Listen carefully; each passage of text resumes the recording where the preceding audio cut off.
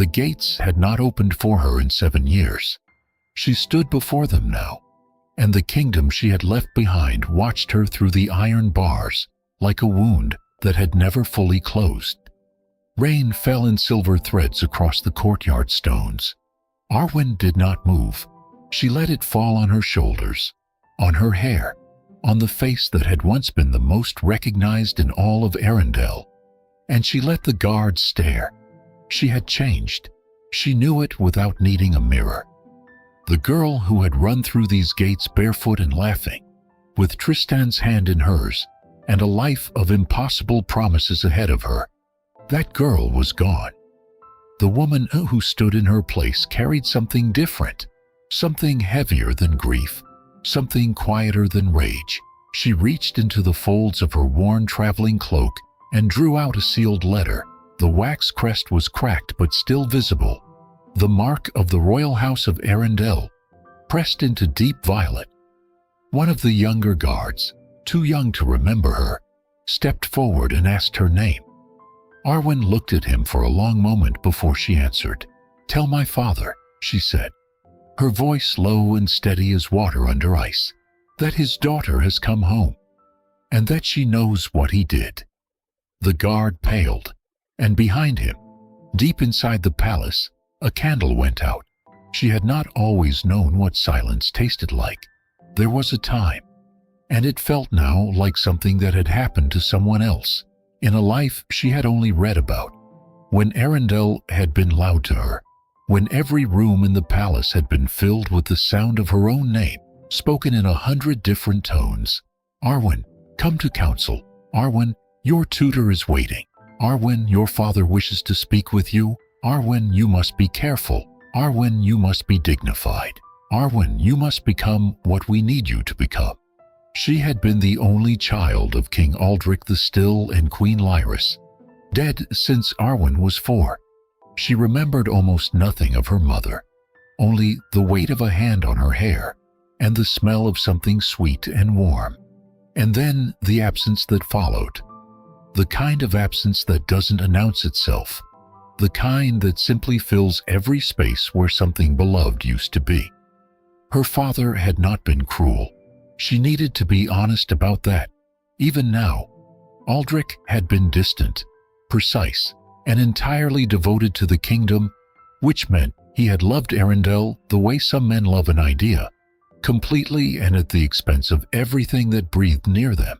He had looked at Arwen the way he looked at maps, with ownership, with calculation, with the faint, persistent hope that she would eventually make sense. She had tried for a long time to make sense to him. She had sat through the councils. She had memorized the trade agreements with the eastern provinces. She had learned to read the old script that the Arendelle historians used in their sealed archives. She had smiled at the right men during the right ceremonies, and she had never once said what she was actually thinking. What she was actually thinking, for most of her adolescence, was this: there has to be more than this. Not because she was ungrateful, not because she didn't understand the weight of what she was being given. She understood it deeply. A kingdom, a legacy, a purpose that had been shaped for her before she could walk. She understood all of it, and it terrified her in the way that things terrify you, not because they are terrible, but because they are permanent. She had been 22 when Tristan came to Arendelle. He had not come for her. He had come as part of a delegation from the human settlement of Calrath, 3 days south by river, merchants mostly, and a handful of scholars who had been invited to review the kingdom's records of the old border agreements. Tristan had been one of the scholars. He had been young. He had been entirely unremarkable in the way that truly interesting people often are at first glance. A plain face, quiet eyes, ink stains on his left hand that he never quite managed to scrub away. He had not known who she was when they first spoke. That was the thing that broke her open. That was the wound, if she was being honest. Not what came later, not what she found out years down the road. Not the grief or the betrayal or the long cold walk back to these gates. The wound had been that first conversation, when Tristan had looked at her and seen nothing except a woman sitting alone in the palace library at an hour when nobody should have been there, reading a water-damaged account of a flood that had destroyed 3 villages 400 years ago. He had said, without preamble, "That looks devastating." She had looked up. He had nodded at the book. She had laughed, not the polished, careful laugh she used in public. Something real, something startled out of her. She had covered her mouth immediately, because laughing like that felt almost inappropriate, like making a sound in a room where you were supposed to be invisible. He had smiled at her, unhurried and unimpressed by himself. "I'm sorry," he'd said. "I didn't mean to interrupt. I just needed—" There was a volume on the northern trade routes that I thought might be— "Third shelf," she'd said. "Left side, behind the green binding." He'd blinked, then gone to look, then come back, holding the book she'd described, wearing an expression of mild amazement. "How did you know? I've read everything in this room."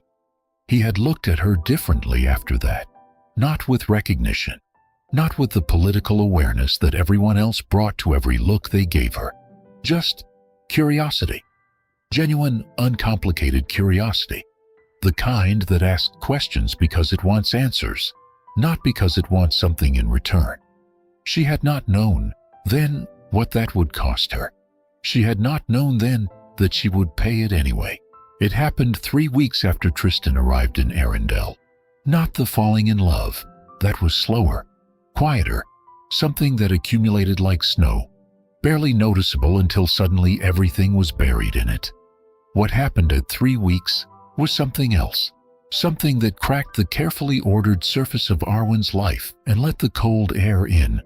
She found the letter. She had not been looking for it. That was important, she would think later. She had not been searching for a reason to doubt her father, had not been suspicious, had not been anything except a young woman looking for the deed to a parcel of land in the Eastern Archive, because the council needed it for a boundary dispute, and the archivist had taken ill. Simple, routine. The kind of task she had been doing since she was old enough to read the filing system. The letter had been in the wrong folder, or perhaps the right folder, if someone had put it there deliberately. Tucked between 2 unrelated land documents. Thin and old, the paper brittle at the edges, in a way that suggested it had been folded and unfolded many times before someone finally decided to hide it. She almost didn't open it. She could see it was sealed. The wax had already been broken. It was not a fresh letter, not something recently received, but it had been hidden here. And things that are hidden are things that someone decided the wrong people shouldn't find. She knew she was the wrong person. She opened it anyway. It was addressed to her father. It was from her mother's family, her mother's brother specifically, a man named Councillor Verith, who governed one of the southern provinces, a man Arwen had met exactly twice in her life and found unremarkable. The letter was not unremarkable. It was short. The kind of short that means every word was chosen with great care and great fear. It said, in the formal script of official correspondence, the child born of the Calrath line cannot remain hidden indefinitely. If the kingdom discovers what was decided before her birth, there will be no treaty, no alliance, and no peace. I urge you again to consider disclosure before disclosure finds you. Arwen read it twice. Then she stood very still in the archive for a long time, holding the letter, while the dust moved slowly through the light from the single high window and outside. Somewhere in the courtyard, she could hear the ordinary sounds of a kingdom going about its ordinary day. The Calrath line. Calrath, the human settlement 3 days south by river. The settlement that had sent a delegation of merchants and scholars to review the kingdom's records. The settlement from which Tristan had come. She folded the letter carefully. She put it back exactly where she had found it. She took the land deed she had come for, and she walked out of the archive with her face composed and her hands completely steady. And she did not speak to anyone until she had reached her own chambers and closed the door. Then she sat on the floor. Not a chair, not the bed, the floor, with her back against the door. and she let herself feel the thing that was beginning to form in her chest. It was not panic, it was not grief. It was something colder and more precise. The way a compass needle is precise. The way it always finds north whether you want it to or not. A question. One question. And it had the weight of everything she had ever been told about herself. What was decided before my birth? She did not go to the library that evening. Tristan came looking for her. He had taken to coming to the library most evenings now. And she knew, she had known for days, in the way you know things you're not yet ready to say out loud, that it wasn't really the books he came for. He found her in the garden instead, sitting on the low stone bench near the silver-leaf trees that her mother had apparently loved, though no one had ever been able to confirm this to Arwen's satisfaction. He sat next to her without asking. She did not look at him, but she was aware of him with a completeness that unsettled her. The warmth of him, the particular quality of his silence, the ink stain on his left hand. "You found something," he said. She turned to look at him then. "How do you know?" "You look the way people look when they've found something they can't unfind." A long pause. The silver leaves moved in the night breeze. "I think," she said carefully, "that there are things about my family I was never meant to know." He did not offer her reassurance. He did not tell her she was probably wrong, or that she should speak to her father, or that things were likely not as bad as they seemed. He only looked at her with those quiet eyes and said, "What are you going to do?" It was the right question. It was exactly the right question. And it was the moment she understood that something had shifted, that this person sitting beside her in the dark had become, without her quite noticing, the person she wanted to tell things to. "I don't know yet," she said.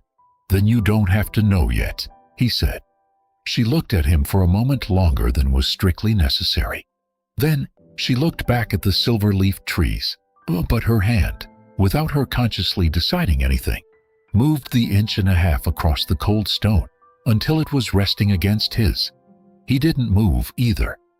They sat there until the stars came out, and in the archive, in the wrong folder, the letter waited. The days that followed had a different quality to them. She noticed it the way you notice a change in the season, not a single dramatic shift, but an accumulation of small differences that one morning add up to something undeniable. The air was different. The light was different. She was different in ways she couldn't have mapped precisely, but could feel in the way she moved through the palace, the way she sat through council meetings, the way she found herself somewhere around the 3rd hour of a discussion about river taxation, thinking about the exact quality of Tristan's expression when something surprised him. He was always slightly surprised. That was the thing she had begun to understand about him. Not naive. He was not naive. He had seen difficult things she was learning, though he spoke of them sparingly and without drama, but genuinely open to the world in a way that she found both baffling and beautiful. He had not learned yet to protect himself from wonder, or perhaps he had learned and had decided not to. They met in the library when they could. When they couldn't, she found she carried him with her anyway, in the form of things she noticed and wanted to tell him, a passage in an old text that would have made him laugh, a question raised in council as that he would have had an opinion about, a good opinion, the kind that came from actually thinking, rather than from knowing what you were supposed to say. She had not had many people like that in her life.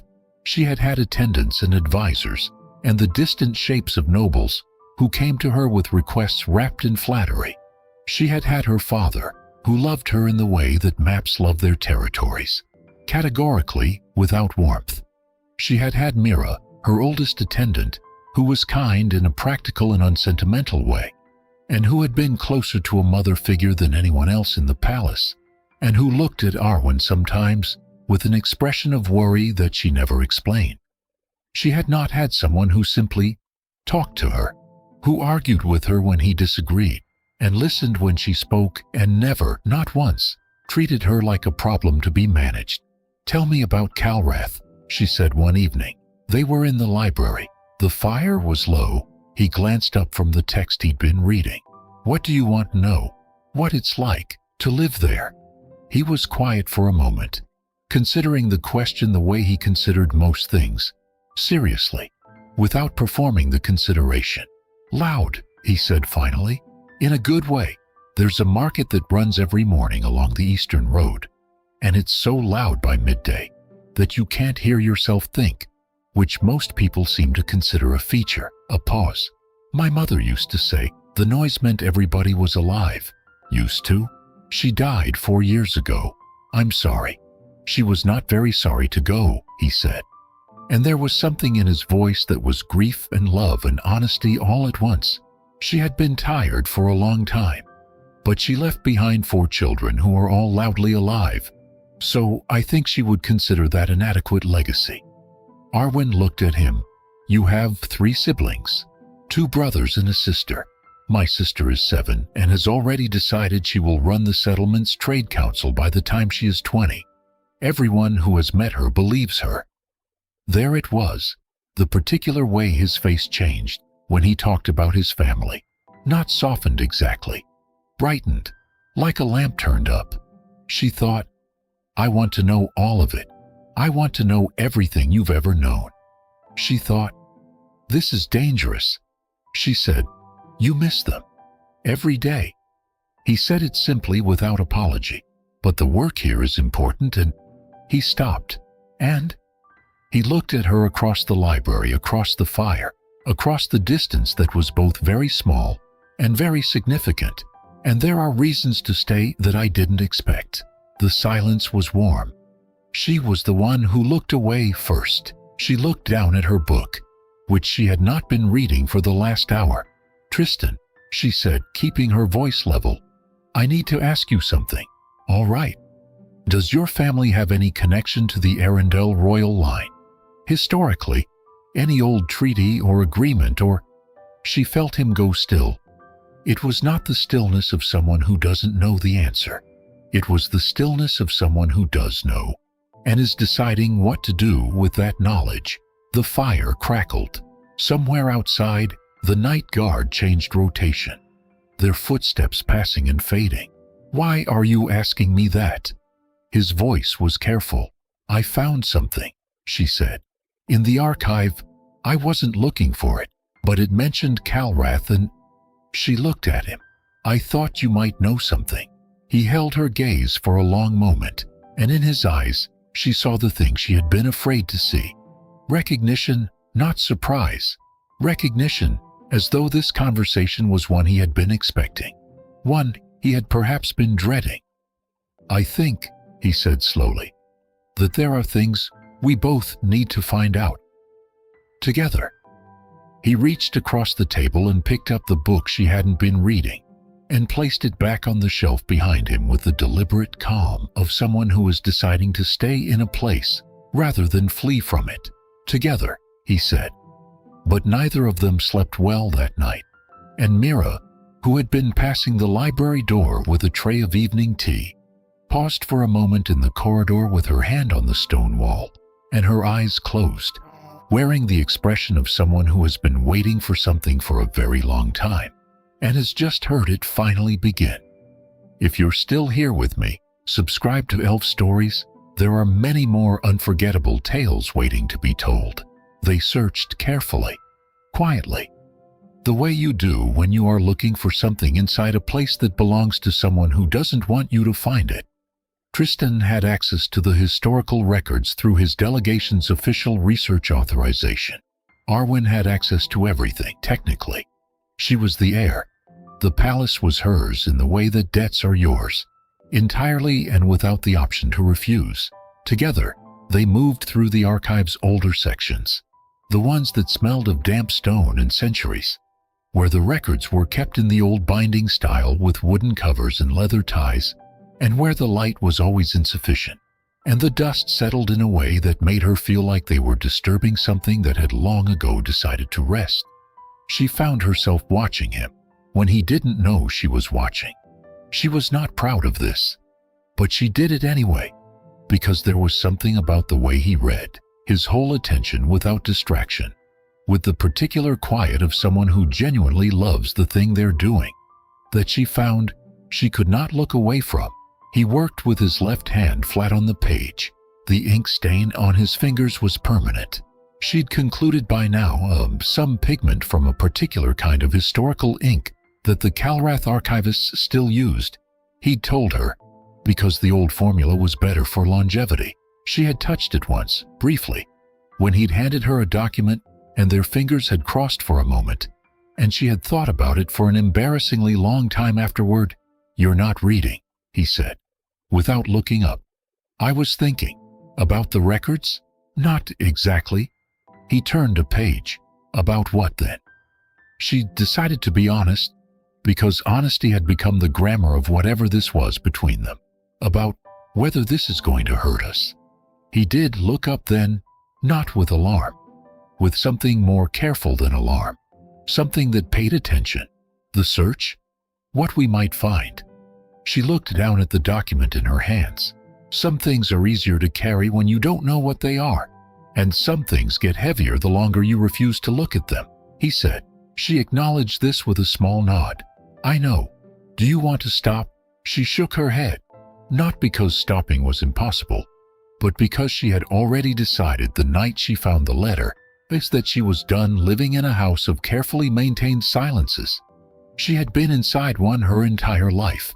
She knew what it cost. What she did not know yet was what the truth would cost instead. They found the first piece of it 8 days into their search.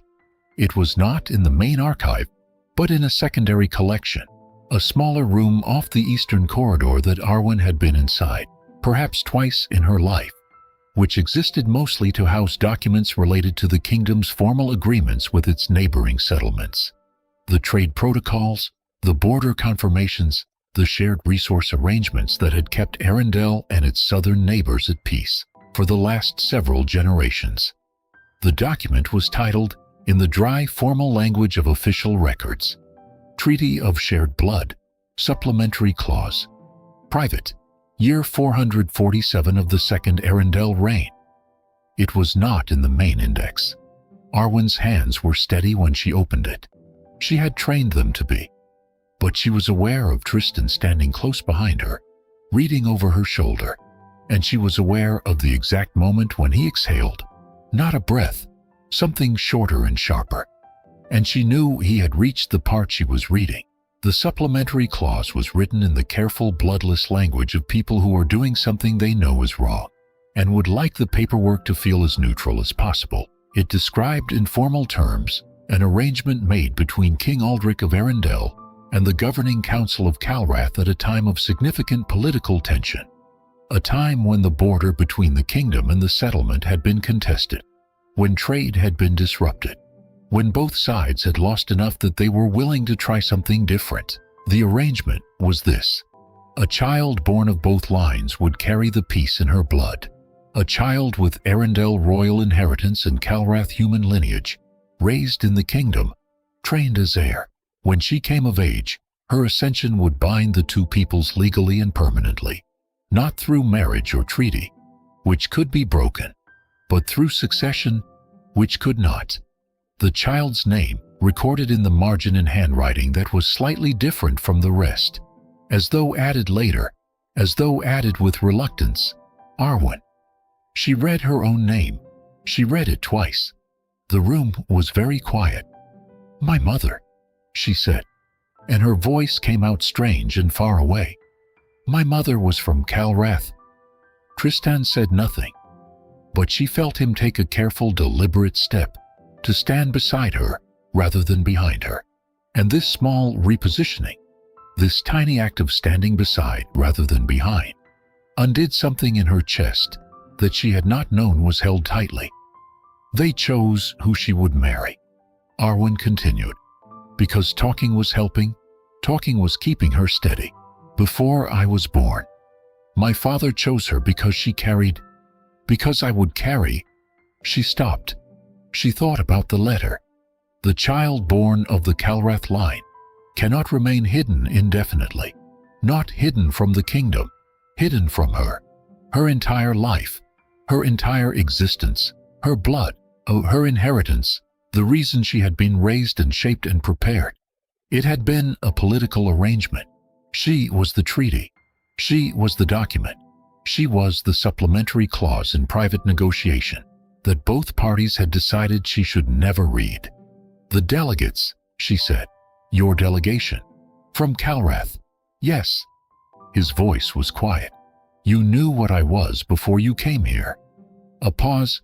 "I knew there was a formal arrangement. I didn't know the details. I wasn't told everything, Arwen, but you knew something." "Yes." He did not try to soften it. "I knew there was a connection between our peoples that went deeper than trade agreements. I was told before I left Calrath that if I met the Arendelle heir, I should be." He stopped. "Then, they told me to assess whether the arrangement still served both peoples. To assess me. I was sent to look at documents. That was the truth. A breath. What happened in the library? That wasn't part of anyone's instructions. That was—" He turned to face her, and his expression was something she had not seen on him before. The particular vulnerability of someone who has been caught between what they were asked to do and what they have become. "That was entirely my own." She looked at him for a long time. She believed him. She was not sure if believing him was wisdom or weakness. She thought, "I cannot trust what I feel. I have been a document this whole time," she thought. But what he said in the library was real. What happened on the bench in the garden was real. She thought, "I do not know how to be the person I was before I opened that folder. I do not know if she still exists." Outside, the afternoon light moved across the floor of the archive, slow and indifferent, and Arendelle went on around them.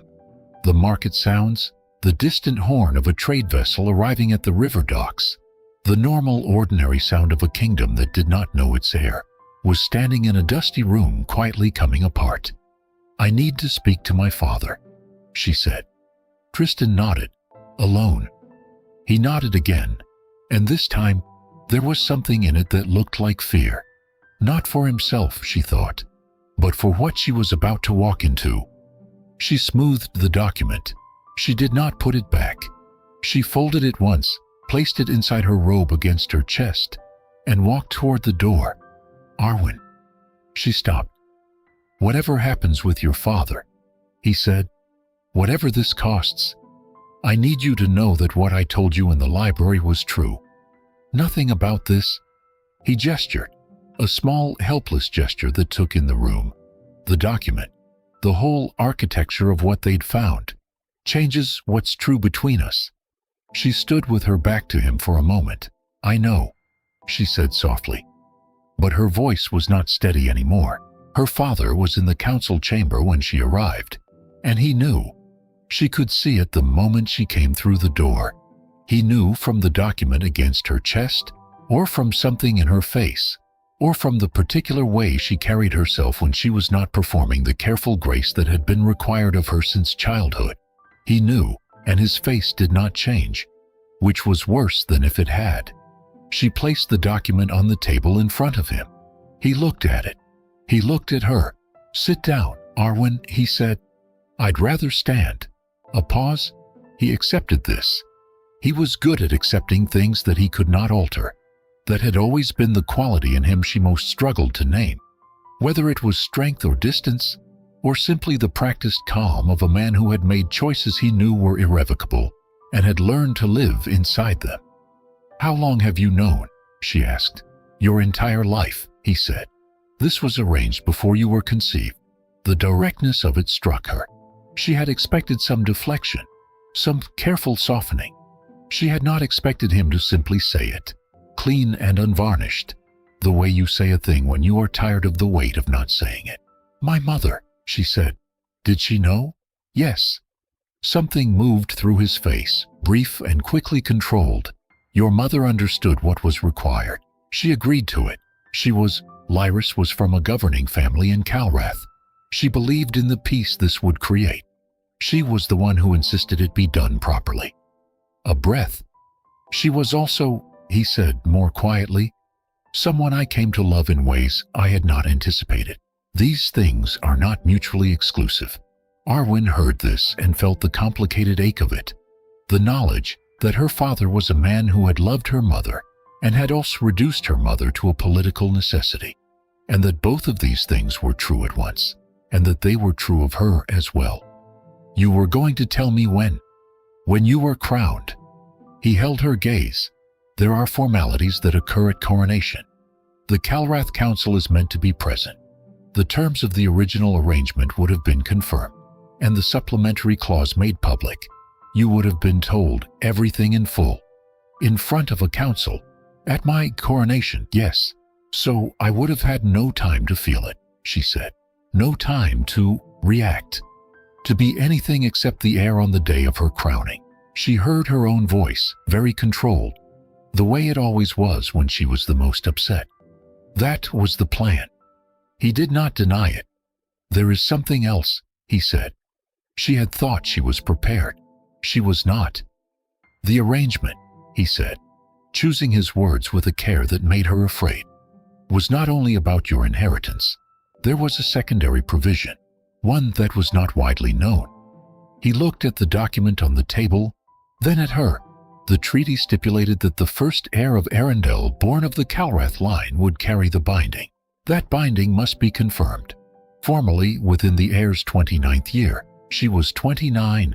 She had been 29 for 3 months. Confirmed how? By the formal acknowledgement of a Calrath representative. The acknowledgement must be witnessed and signed in the presence of the Arendelle Council. A Calrath representative, she repeated. A recognized member of the Calrath governing line. He paused.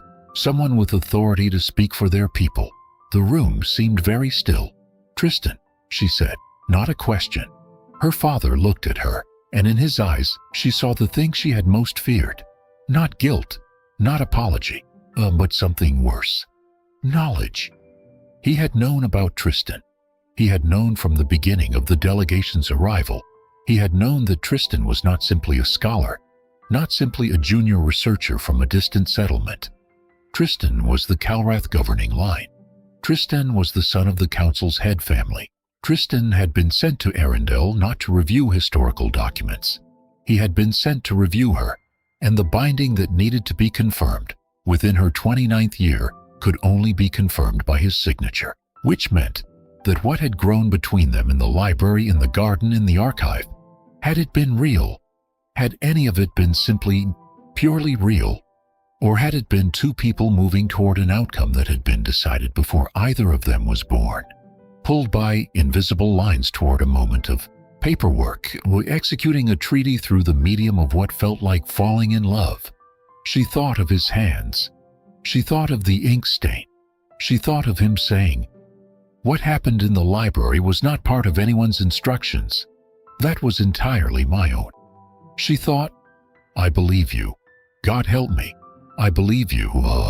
There is one more thing," her father said, and his voice had changed. Something had entered it that she had never heard there before, something close to what she thought might be fear. 3 weeks ago, while you and the delegation were, a formal challenge was filed with the Arendelle High Council. She went cold. By whom? Your Uncle Verath. The name landed quietly. The man who had written the letter. The man whose warning, disclosure before disclosure finds you, had been itself a kind of threat. She understood now. He argues that the supplementary clause was never ratified by the full council, only by your grandfather before he died. He argues that your claim to the throne is therefore based on an invalid arrangement. A pause. He argues that he, as the king's brother-in-law, and the only remaining member of your mother's family within the kingdom, should serve as regent until the matter is resolved. He wants my throne, she said flatly. He wants your throne, her father confirmed. And he has 3 council votes. He needs 5. The confirmation of the Calrath binding is the only legal instrument that could definitively close his challenge. He looked at her with eyes that were tired and old, and still entirely composed. I am not proud of the order of these revelations. I am telling you now because I am running out of time to tell you differently. She stood in front of him for a long moment. She was not angry. She was past anger into something else, something colder and more absolute. The kind of clarity that comes when everything uncertain is burned away, and you are left standing in the ruins of what you thought your life was, looking at what it actually is. "Where is Tristan now?" she asked. "In the eastern guest quarters. He has not been informed of the challenge. Does he know his full role in this?" The binding confirmation. Her father hesitated for the first time. He was told before he came that his presence here was significant. The specifics were communicated to the delegation leader. Whether Tristan himself was told in full, "You don't know," she said. "No." She picked up the document from the table. She folded it again. She put it back inside her robe. "I'll see myself out," she said. She walked through the door. She walked down the corridor, past the guards who stood with their eyes forward, past the windows that looked out over the city that was supposedly hers, past the portrait of her mother that hung at the corner of the main passage, and which she had walked past 10,000 times without truly seeing. She stopped now. Her mother had been young in the portrait, beautiful and young, and dressed in the formal style of Arendelle, wearing the expression of someone who has just come to terms with something enormous. She had green eyes, which Arwen had inherited. She wore the Arendelle silver at her throat. She had been from Calrath. She had traveled 3 days south by river to marry a king she had not chosen, for a peace she believed in. And she had, her father had said it without quite saying it. She had come to love him, not been forced to. Come to. Arwen stood and looked at her for a long time. Then she turned and walked toward the eastern guest quarters. He answered the door almost immediately, which meant he had been awake. It was past midnight. He had been awake, and when he saw her, his expression told her everything she needed to know about what he had been waiting for. "Come in," he said. She came in. The room was small for a palace guest room, lit by a single lamp, and he had been working at the small desk, papers spread out, his left hand resting flat on an open text, in the posture she had come to recognize. He moved the papers aside without ceremony and gestured toward the chair nearest the lamp. She did not sit. She stood in the middle of the room and looked at him and decided to say everything at once. "I know what the binding is," she said. "I know what you were sent here to do. I know about the confirmation requirement, and I know about my uncle's challenge, and I know that my father has been managing this situation for 29 years, and that the timeline is now." She stopped, started again more quietly. "I need to know if you knew, before you came here. I need to know exactly what you knew and when." He held her gaze. His face was very still. "Sit down, Arwen. Tell me first." A breath. He sat instead on the edge of the desk, and he looked at her with the careful honesty that was the thing she trusted most about him, the thing she was currently most afraid of. "I knew," he said, "that there was an old arrangement, something formalized between our peoples before either of us was born. I was told, before this delegation was assembled, that my presence would serve a purpose beyond research, that there was a confirmation of some kind that the Calrath Council believed was overdue, and that my being here, as a member of the governing family, would allow that confirmation to proceed." "Did they tell you it required your signature?" "Yes." "On what document?" "A treaty ratification." He paused. "They described it to me as administrative, a formality." "And the heir?" A silence. "I was told the heir would likely be involved in the process," he said, "that the confirmation was related to her succession. I was not." He looked at his hands briefly. "I was not told that the confirmation was contingent on my personal assessment of her, or that it required anything beyond my signature as a governing family representative." She looked at him for a long moment. The lamp flickered slightly. "So, when you came to the library," she said, "that first night." "I came for the documents," he said. "That is entirely true. I did not come to find you. I did not come to. I was not operating under any instruction to cultivate a relationship with you." He held her gaze. "What happened between us, Arwen, was not orchestrated. I cannot speak for what anyone else intended. I can only speak for what I did and did not intend." and I did not intend to fall in love with you." The sentence sat in the room between them. He had not said anything like it before, not in the library, not in the garden, not in the archive. He was saying it now because now was the only moment left for honesty, because everything else had been stripped away. And what remained was this: a room, a lamp, two people standing at the exact edge of a choice. "If you sign the confirmation," she said, "my throne is secured. My uncle's challenge fails. The arrangement holds. Yes, and if you don't sign it," he was quiet, "if I don't sign it, the binding is unconfirmed. Your uncle's challenge may succeed depending on how the council votes. Your succession would be genuinely endangered." A pause. "My family's council would also. They would not be pleased. The arrangement is important to Calrath. The peace it represents is real. If I refuse to confirm it, I'm not just declining a piece of paperwork. I'm creating a fracture in something that has held for 29 years. She heard all of this. She held it clearly. "But," she said. "But," he agreed, very quietly, "it is your throne, your succession, your life. And you were asked to confirm it without asking me," she said, "without telling me what it was.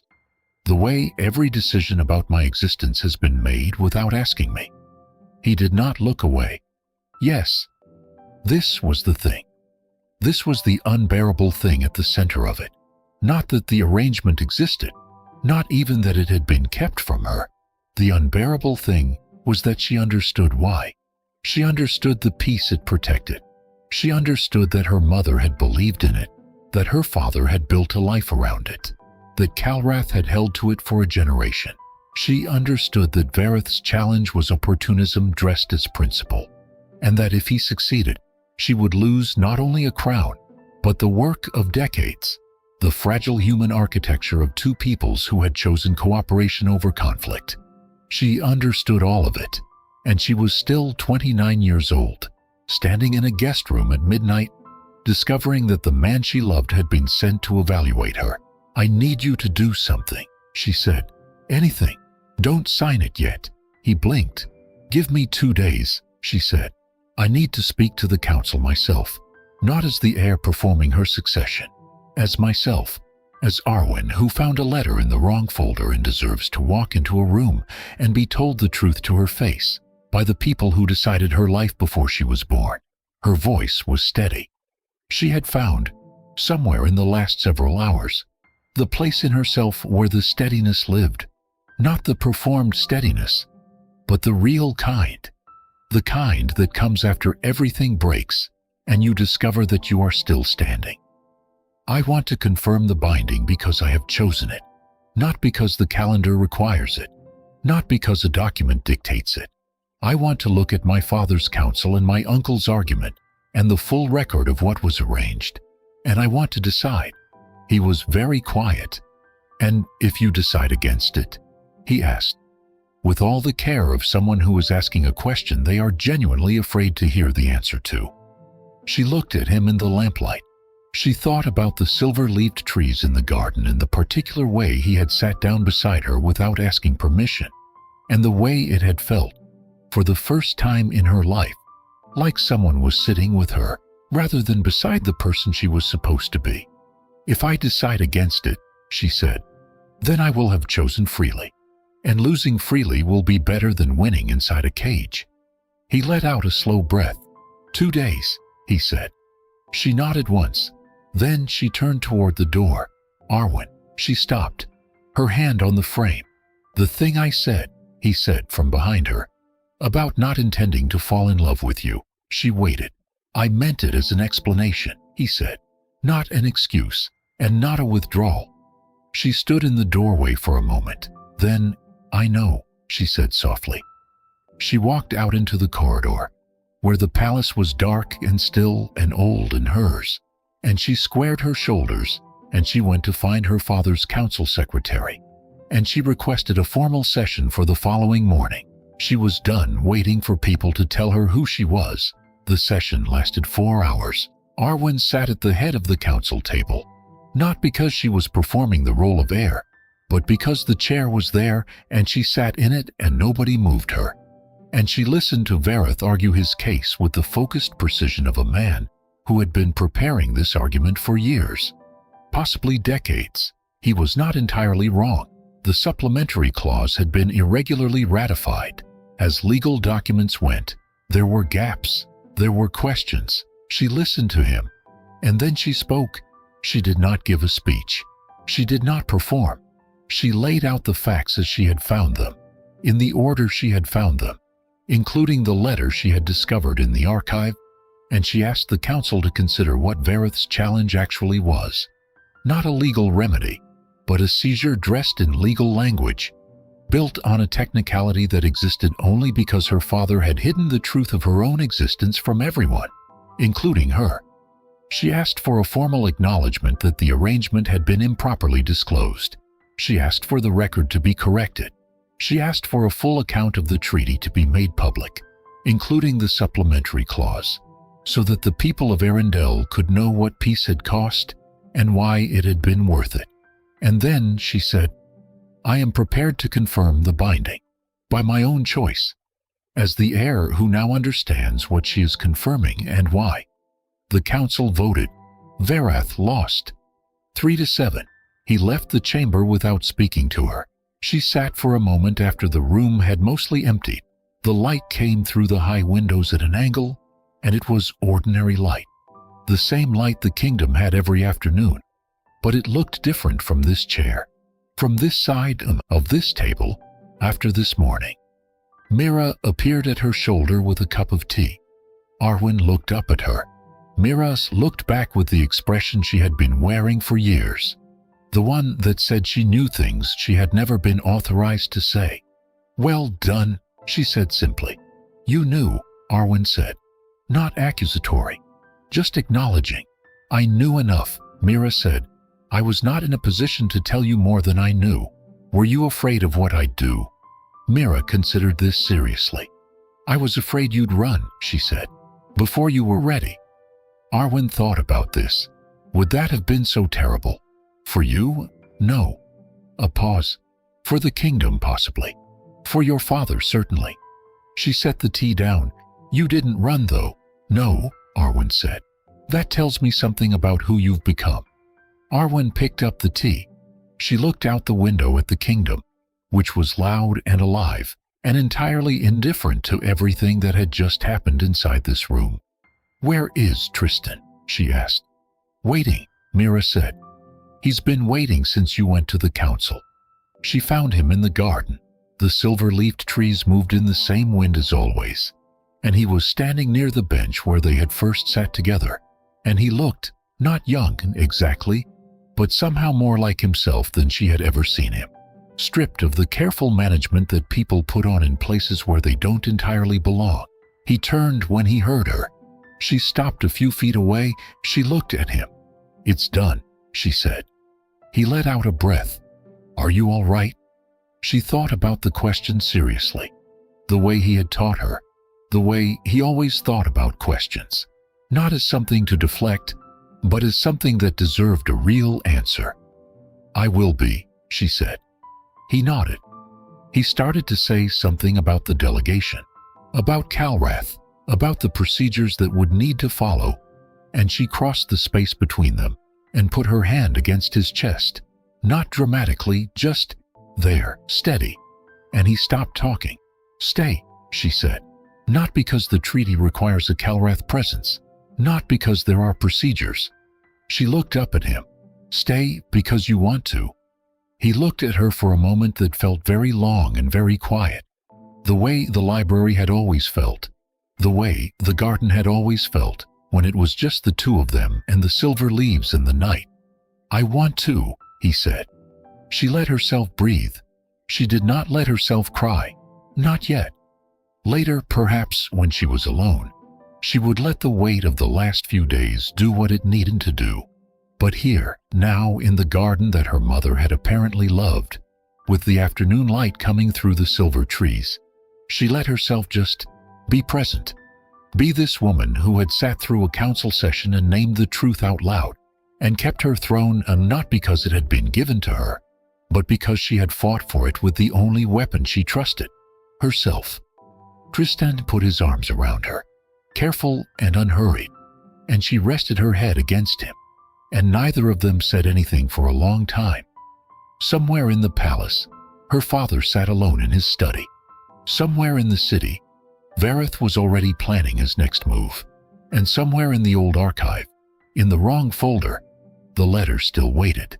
A small piece of a truth that had taken 29 years to reach the person it was about. But she knew now that was the thing. Whatever came next, whatever Vareth tried, whatever new complications the piece required, whatever it cost to be who she was, she knew.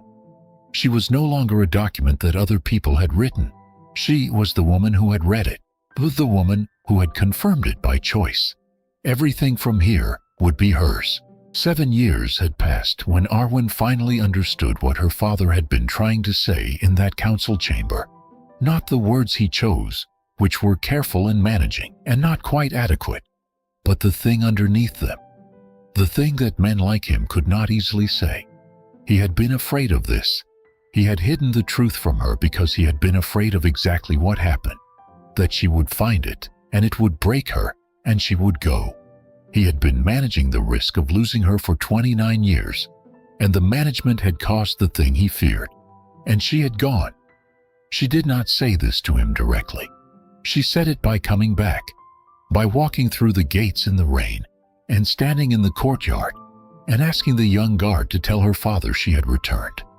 She said it by sitting across from him at dinner on her third night home, while Tristan sat beside her and her father sat across from them both, and she watched him look at her, really look at her, not at the heir, not at the treaty, not at the woman he had been managing. And she did not look away. She said it by choosing to be his daughter, after everything, not because he had earned it, because she had decided to. The throne was still hers. The peace held. Vareth had lost his council challenge definitively after the binding confirmation, and had retreated to his southern province, where he still wrote letters she'd heard, and probably always would. Mira had retired to a cottage in the eastern quarter of the city. Arwen visited her on Thursdays, and Tristan had stayed.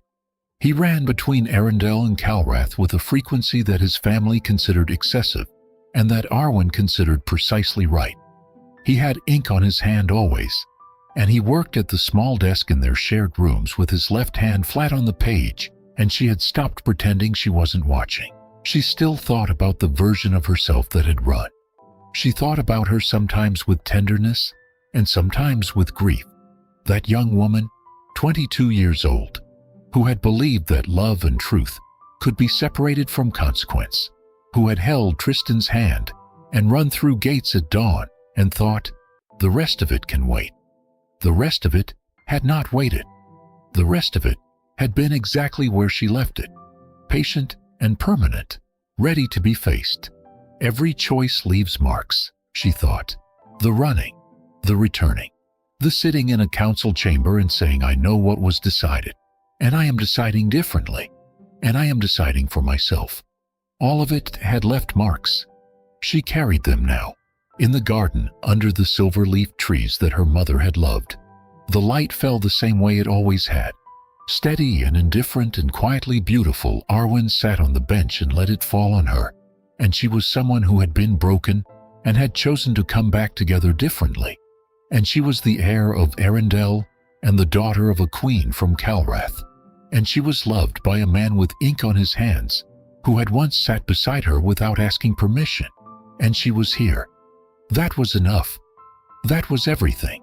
The silver leaves turned in the wind, and Arendelle went on, and she breathed,